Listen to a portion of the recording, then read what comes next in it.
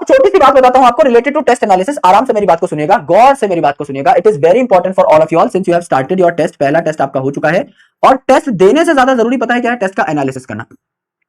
कई बार क्या होता है, हम लोग टेस्ट देते रहते हैं, पर हम लोग एंड में एक शिकायत हमेशा करते हैं कि सर मेरे मार्क्स नहीं बढ़ रहे हैं। मैं स्टार्टिंग में ही आपको यहां पर गाइड कर देता हूं। I was also waiting for your first test, जिससे कि उसके बाद हम लोग इस चर्चा पर कूदें एक बार। तो बहुत अच्छी चर्चा है, बहुत गहन चर्चा है। जो भी इंपॉर्टेंट पॉइंटर्स लगे उनको आप अपनी कॉपी में नोट डाउन कर सकते हैं।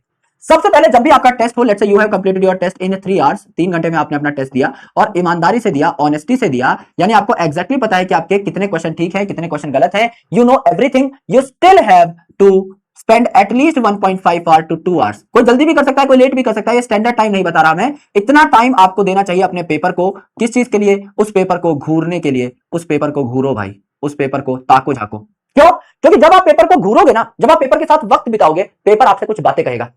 जब भी कोई आपका गहरा मित्र बनता है ना, जब भी कोई आपका घनिष्ठ मित्र बनता है, वो आपको राज बताने लगता है। जब पहली बार में आप किसी से मिलोगे तो कोई आपको राज नहीं बताएगा।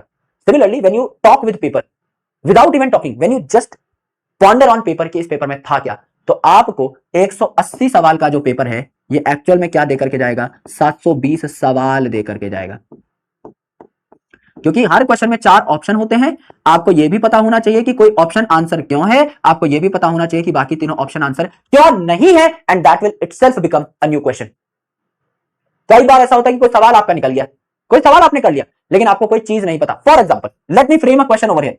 इनमें से कौन सी चीज ऐसी है जो एनिमल सेल डिवीजन में हेल्प करती है? Alright, the options are centriole, the option 2 is ribosome, option 3 is Golgi body, या ऑप्शन 4 इज लाइपोसोम। तो अब आप बोलोगे सर ये तो बहुत बेसिक सवाल है, एनिमल सेल डिवीजन में कौन हेल्प करता है? सेंट्रियोल हेल्प करता है। सर मेरे 4 नंबर कंफर्म हो गए, उत्तर आ गया ए, 4 मार्क मुझे मिल गए, बहुत अच्छी बात है, बहुत अच्छी बात है। लेकिन अगली बार जब मैं एक क्वेश्चन घुमाकर पूछूंगा ना इससे संबंधित, तब तुम्हारी बैंड बजेगी, तब तुम्हारी बैंड फटेगी। क्यों? क्योंकि ये मिस कर दिया। हर क्वेश्चन को जब डीपली पढ़ोगे ना, हर सवाल से कोई नया सवाल बन के उठ के आपके सामने आ रहा होता है, उसको नहीं छोड़ना है। जैसे पीवाईक्यू है, एक ट्रेंड है नीट का, मैं एक अलग से इस पे वीडियो भी बना दूंगा, आपके बैच में ही डालूंगा, एक दिन मैं बैठ के डिस्कस करूंगा आपके साथ। कई बार ऐसा हुआ है 2013 से 2026 तक के पेपर सॉल्व करना कि कोई सवाल ऐसा है जिसका ऑप्शन अगले 1-2 साल में क्वेश्चन बन के आ गया। आपने नोटिस भी किया होगा, if you have solved the PYQs very very very finally. अगर आप इस पैटर्न को नोटिस कर पाए हो, एक बार दिल भेजो। अगर आपने अच्छे तरीके से अभी तक सॉल्व किया है इस तरीके से पेपर्स को एकदम सीरियल सीक्वेंस में, तो आपको पता लगा होगा कि यार ये सवाल मैंने 2015 में ना एक ऑप्शन देखा था, उस ऑप्शन से उठ करके सवाल आ गया। यह बहुत बार होता है, and that is how you need to supplement your notes. कि कोई क्वेश्चन ऐसा आ गया जो एनसीईआरटी में था ही नहीं, समझ लो डाइनिन प्रोटीन वाला सवाल आ गया, तो घबरा जाओगे। लेकिन मेरे भाई अब अगली बार जब वो सवाल आएगा तो बाकी बंधु घबराएंगे, बाकी बच्चे घबराएंगे, आप नहीं घबराओगे। क्यों? क्योंकि आपने अपने नोट्स में ऐड कर लिया है। तो अपने नोट्स को हमेशा पावरफुल बनाते रहो, उसमें स्टिकी नोट्स ऐड करते रहो, उसमें अलग से फर्रे ऐड करते रहो, शीट्स बना लो, 3-4 शीट्स बना लो, स्टेपल करके हर चैप्टर के बीच में डाल दिया करो। एनसीईआरटी से एडिशनल पॉइंट्स जो भी हैं, जो टेस्ट सीरीज से आपको मिले, जो मेरी डीपीपी से आपको मिले, जो क्लास में आपको मिले, एडिशनल जितने पॉइंट्स हैं सारे लिखते चले जाओ, so that your notes can become powerful. This is the real meaning of test analysis. इसके साथ बैठो भाई, सारे ऑप्शंस देखो and understand the pattern. The most important thing that I can tell you today as a mentor, as a guide, as a teacher, as a brother, the most important thing that I can tell you of is the pattern recognition. दुनिया में हर चीज pattern पे काम करती है। आपका best friend है, कहां कबाड़ा करेगा जीवन में एग्जैक्टली पता है मुझे। मेरे बेस्ट फ्रेंड का मुझे पता है। मुझे पता है कि एक चीज देख के उसका रिएक्शन कैसा निकलेगा। मुझे पता है कि समोसा देख के थूक यहां से बाहर निकल आएगा भाई का। छोटी छोटी चीजें मैं अपनी दोस्त की नोटिस कर लेता हूं, छोटी छोटी चीजें अपने परिवार के मेंबर्स के नोटिस कर लेते हैं हम कि किस कंडीशन में किसका रिएक्शन क्या होगा। सिमिलरली आपका किसी पेपर में किसी सवाल को देख के रिएक्शन क्या होगा, गलती करने की प्रोबेबिलिटी और गलती करने का पैटर्न क्या होगा, ये आप रिकॉग्नाइज कर सकते हैं। And this is the most important thing that you can feed in your brain. गलती कहां हो रही है ये पकड़ना है। गलतियां सिर्फ 5, 6, 7, 8 नए तरीके से हो सकती हैं। सर मुझे ओएमआर भरनी नहीं आती, मेरा बबल फिलिंग गलत होता है, सर मुझे टाइम मैनेजमेंट नहीं आती, सर कोई बाहर का क्वेश्चन आ गया जो देख करके मैं नहीं कर पाया, सर मेरा कैलकुलेशन एरर हो जाता है, सर मेरी कैलकुलेशन स्पीड कम है, सर मैं प्रैक्टिस नहीं करके गया था, सर मेरा रिवीजन नहीं हुआ था, सर मैं सिली मिस्टेक कर गया। यही तो है, इसके अलावा कोई और थोड़ी। गुरुजी इन्विजिलेटर ने मेरा पेपर ही फाड़ के हवाई जहाज बना दी, ऐसा ये कोई गलती थोड़ी होती है।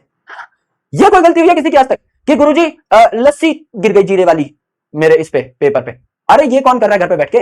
तुम्हें कौन लस्सी पिला रहा है एग्जामिनेशन हॉल में? ये गलतियां थोड़ी होंगी। गलतियां तो वो होंगी जो अपने मस्तिष्क से हुई हैं, अपने ब्रेन से हुई हैं। गलतियां तो वही है।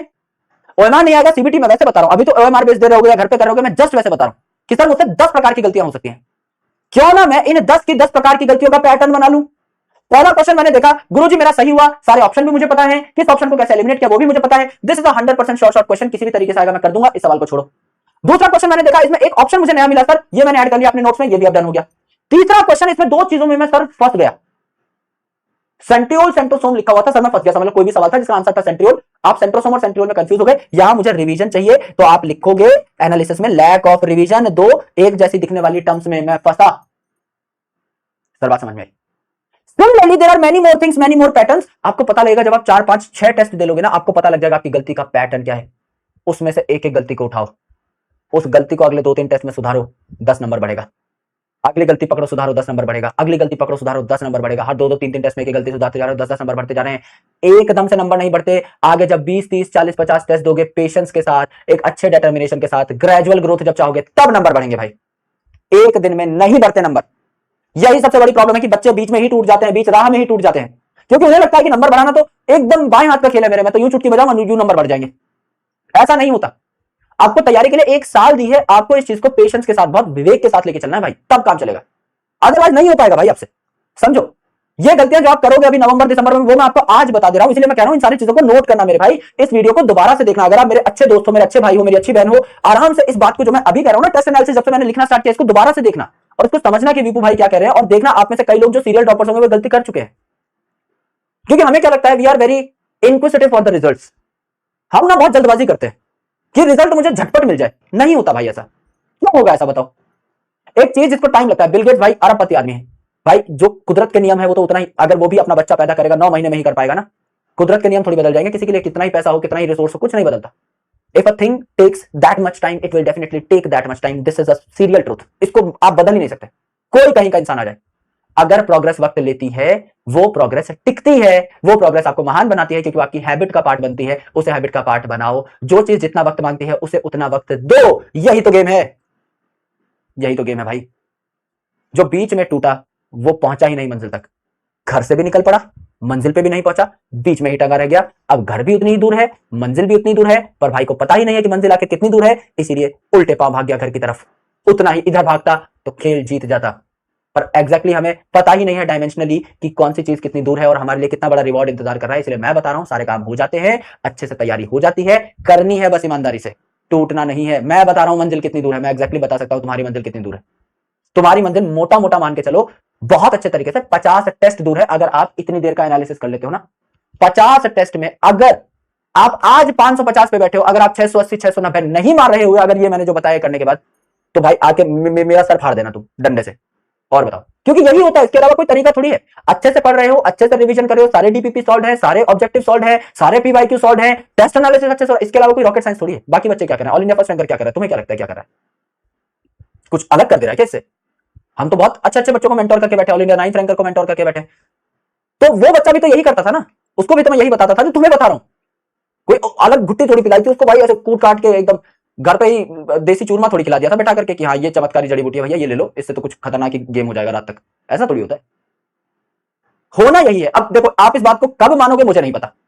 आप में से कई लोग अभी जग जाएंगे आज कि हाँ भैया कह रहे हैं, क्रेडिबिलिटी के साथ कह रहे हैं, क्योंकि मैंने खुद ने इतने पेपर दिए हैं। पेपर का ही पैटर्न होता है, उसे क्रैक करने का तरीका होता है। नीट का तरीका मैं आपको बता दे रहा हूं, इससे बाहर कुछ नहीं आता, इसमें क्रैक कर ले जाओगे, बहुत ईमानदारी से बता रहा हूं।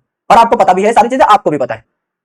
किसी से भी पूछोगे ना, मैं कह रहा हूं कि मैं घर से बाहर निकला, मैं जस्ट नॉर्मल आम खरीदने जा रहा हूं, एक रेडी के ऊपर, ठेले के ऊपर आम खरीदने जा रहा हूं। मैं आम वाले भैया के पास जाके बोलता हूं कि माइक लगा के उनके मुंह पे कि बताइए भैया सफलता के 3 नियम, कि सफल इंसान को क्या करना चाहिए। तो बोलेंगे मेहनत करनी चाहिए, डेडिकेशन, परसिस्टेंसी, कंसिस्टेंस, बहुत अच्छी अच्छी बातें बताएंगे।